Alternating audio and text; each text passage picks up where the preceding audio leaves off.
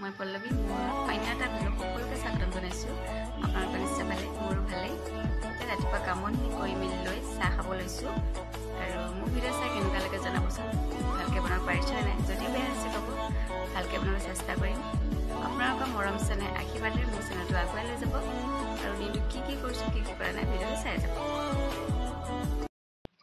আৰু ৰাতিপুৱা ভাত পানী খাই গৈ লৈ এয়া কপাৰা হস্পিটেল গৈ আছোঁ।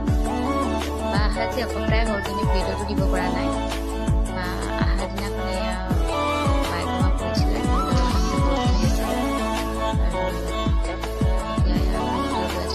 কষ্ট পাইছে। ভিডিঅ'টো চাই যাওঁ।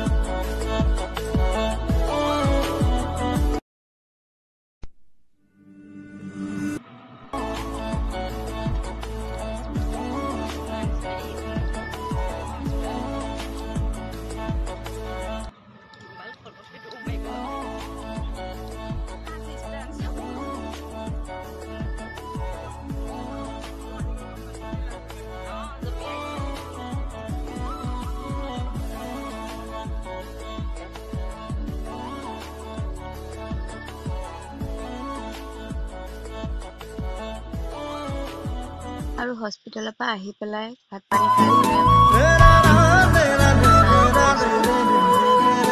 দিব গৈ ময়ো অকণ কঠীয়া ৰুলোঁ। আৰু ধুনুৱে কি কৰি আছে চাওকচোন। সি তামোলৰ ঢকুনা এখন ঘৰৰ পৰা কাটি লৈ গৈছে, পথাৰত নাও চলাব গৈছে।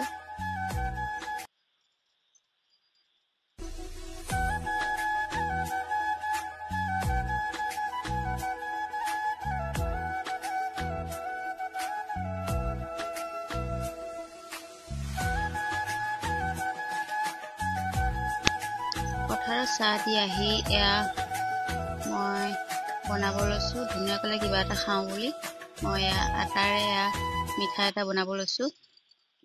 চাই যাওকচোন কেনেকৈ বনাইছোঁ।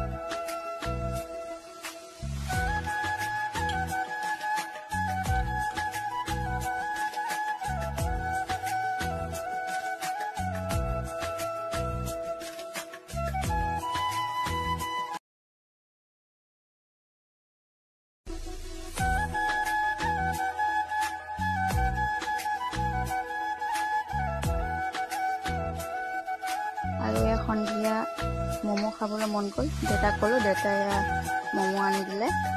আৰু খাই কৰি লৈ পেলাই মই মাংস বনাবলৈ ৰেডি কৰি লৈছোঁ। আৰু মাংস মই বনালে আগতীয়াকৈ পিঁয়াজ দি তেল নামাৰোঁ, মাংসখিনি আগতীয়াকৈ ফ্ৰাই কৰি লওঁ, তাৰপিছতহে মছলা পিঁয়াজ দিম। চাই যাওকচোন। এয়া মাংস কঁঠালৰ মুচিয়ে বনাইছোঁ।